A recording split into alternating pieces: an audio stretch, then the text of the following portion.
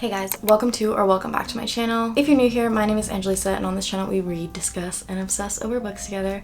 And today we're gonna be obsessing over my top 10 fantasy books slash series of all time. So I really got into the fantasy genre last year and I've read quite a bit of fantasy. I will say I don't by any means think that I am a fantasy expert or know what I'm talking about. No, I just want to share my favorite fantasies and what I believe in my heart to be my top 10 fantasies. Obviously this can change over time as I read more books. You know, some books will be dethroned, as I call them. So I'm gonna jump right into it, but first I want to say a quick thank you to the sponsor of today's video, Pear Eyewear. So I've talked about Pear Eyewear in the past, and if you remember, they are the ones who are responsible for this very, very cool trick that you can do where you just, you know, change your glasses as many times as you want to go with any outfit that you want. It's one of my favorite things about Pear. I think for this video, I'm going to go with the pink tortoise. I also have like a cherry cola one here, which I think is so cute. This pearlescent one. This Van Gogh, like mimicking the blossoms painting one, and then this really cute just like light pink one. I like these ones.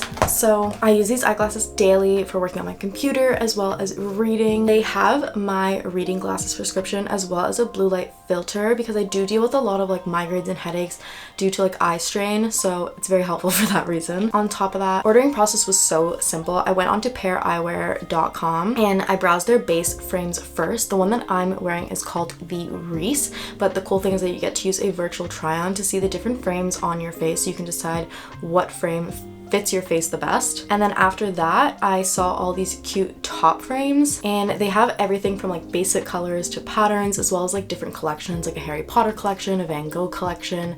I really loved their Valentine's Day collection. That's where I got these from, the pink tortoise. There are literally hundreds of styles to choose from, and like you can find a style for anybody. This is not a place where it's a specific type of aesthetic. It fits everyone's aesthetic. As a bonus, they do have a program called A Pair for a Pair, where every pair of Pear Eyewear glasses that you buy, they also provide a pair for a child in need who needs glasses. As mentioned, this was so easy and super affordable, and to make it even more affordable for you guys, I got a 15% off discount code for you guys.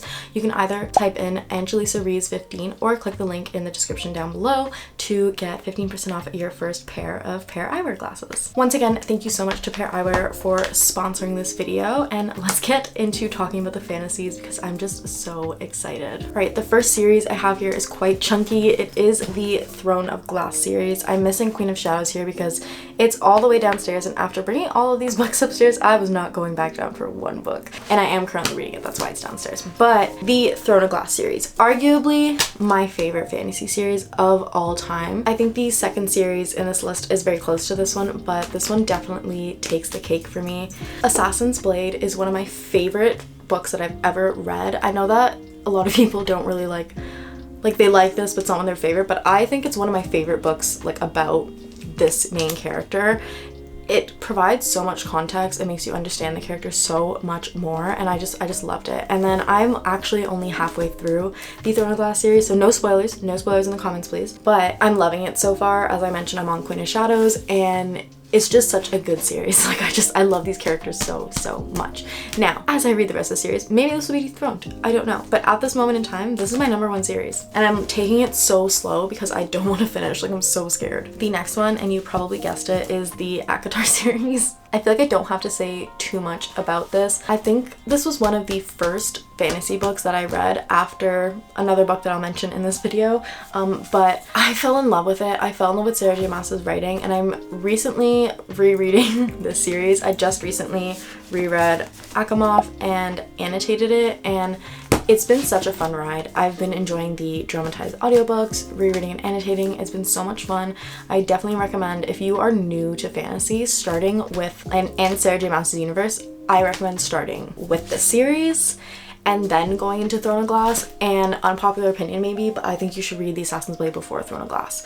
It gives so much context, and you can skim it again before you read like Queen of Shadows or Airfire or whatever if you want that additional context that people are talking about. But it gives so much context for like why Celaena makes every single decision that she does. I feel like it's really important to read Assassin's Blade first. I don't know, that's just my opinion. Moving on, I think it's crazy that a new series like this that is still in progress managed to be one of my top 3s, and I feel like it's obvious. It's Fourth Wing and Iron Flame, specifically Fourth Wing. I like, what do I even have to say? Much. I don't think this is overhyped at all.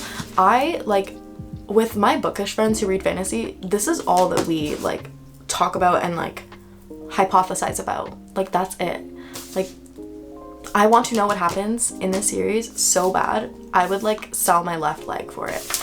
Rebecca Yarros, please, please, please pace yourself, girl, because releasing the second book 6 months after the first and then being like, you need to wait 14 months, that's crazy. That's crazy. Just like, it's okay. You can do one release a year. That's fine. Do what you gotta do, girl. But please don't play us like that again, because that was agonizing. Anyway, 10 out of 10 stars. I love these so much. I love the dragony parts of it.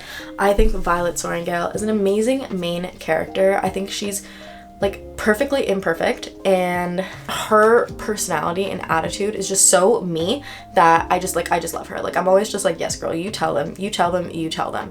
And she doesn't accept crap from anybody. It doesn't matter. Like, it does not matter.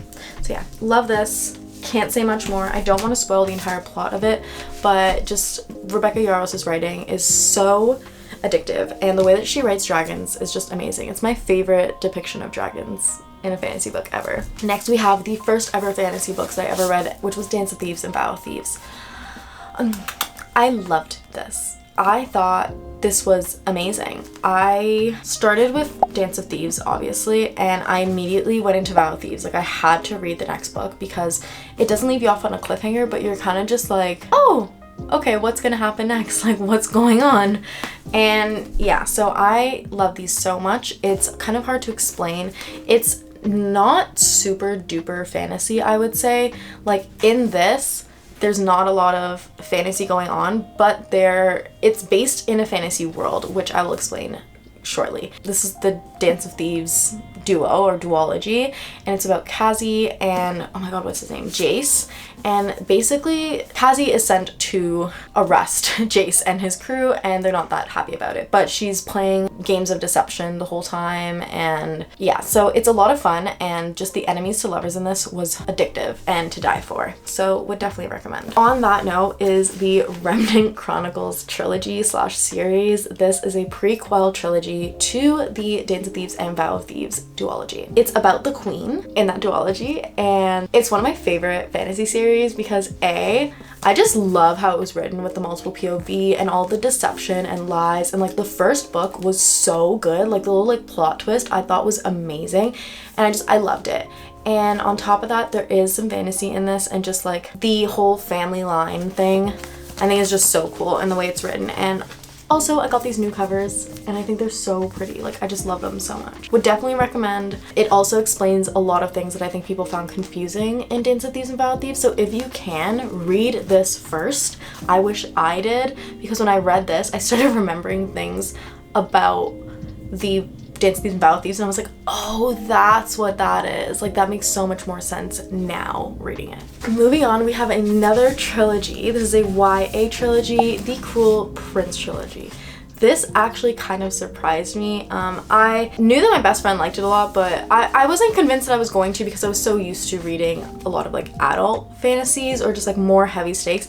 And then I thought this was so much fun. I would basically describe it as like a fairy world, but with high schoolers. They're not in high school, but they act like high schoolers. Like, I don't know how to explain it. Like, there's just like the bullying and stuff. Like, it's kind of funny, but then things do get serious, and I love Jude's character. I think she's an amazing character and just so like badass, and I would definitely recommend this series also if you're new to fantasy. I think it's a fun, cute way to get introduced to fantasy, and I am excited for the Stolen Heir duology. Like, I'm waiting for that paperback to come out because I have these 3 in paperbacks and I want Stolen Heir to match, but it hasn't come out in paperback yet. So I'm just waiting. I'm patiently waiting, and then I will definitely get to read it, which I'm so excited about. I'm excited for Oak Story.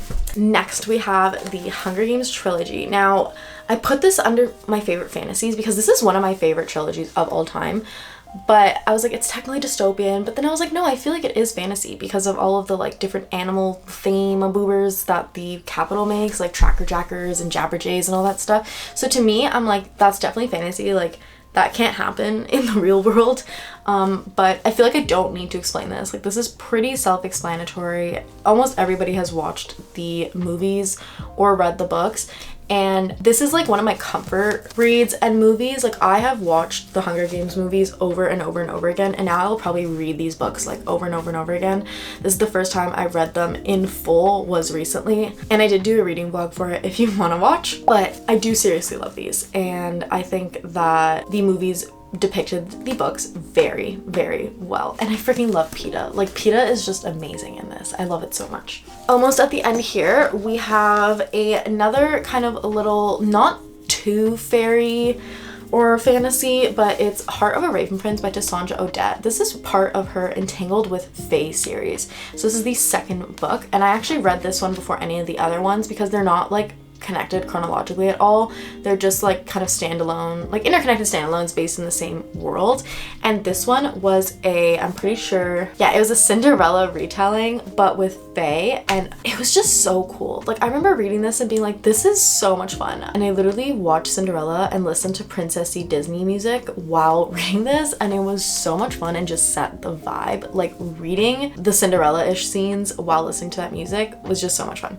Would definitely recommend it. I thought it had, I'm pretty sure this has spice, like it is an adult kind of fantasy romance, and I want to read the other ones in the series. I'm just so excited. I love this book, and I had to put it in this because it's one of my favorite just like stand-alone fantasy books that isn't part of a series. Next, I have the Percy Jackson series. So this is literally just the original like 5 books. I know that there's a 6th book and I think a 7th book that is coming out, but I'm talking about the OG 5.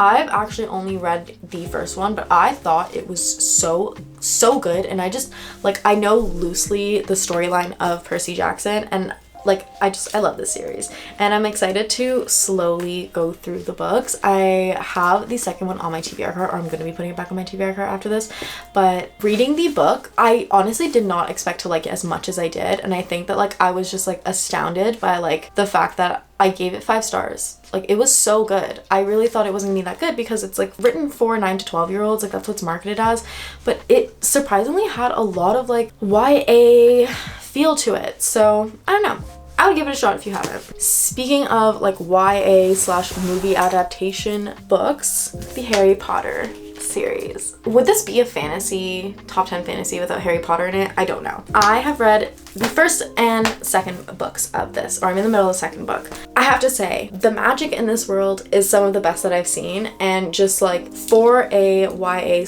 actually no, I think this is also like 9 to 12. It's, again, sophisticated kind of like writing to me, and I just think it's such a fun story and kind of like a nostalgic feel. I have like vague memories of my cousins watching Harry Potter when I was a kid, and I never really got into it, but like as an adult, I thought it would be really cool to get into it and just like see what all the hype is about. And I get it. Like, I've done the quizzes. I'm a Ravenclaw, and it makes total sense. And yeah, so Harry Potter, it's on here. Love Harry. Not me, not Hermione, you. One of my favorite scenes ever. Anyway, guys, that's the end of the top 10 fantasy books. I don't know if you've noticed, but my videos are very cash. I just kind of want to sit down, chat with you guys, rave over some books. A lot of these are very well known, and they deserve so much more hype than I think is given, or some of them are very hyped up, but I can't do justice for how much I love these books and how incredible I think these authors are, and just like how insane your brain has to be to think up the things that these authors think and write into these books so that we, the readers, can enjoy and immerse ourselves in a world that we never could have thought up ourselves. Like, I think that's just something that is so magical in itself that someone's brain can create an entire world for us to live in. Anyway, that's just my spiel. But thank you guys so much for watching. I hope you enjoyed. Comment down below what your favorite fantasy books are. I always love getting fantasy recommendations. And yeah, let's chat. Don't forget to like and subscribe, and I hope to see you in the next video. Bye.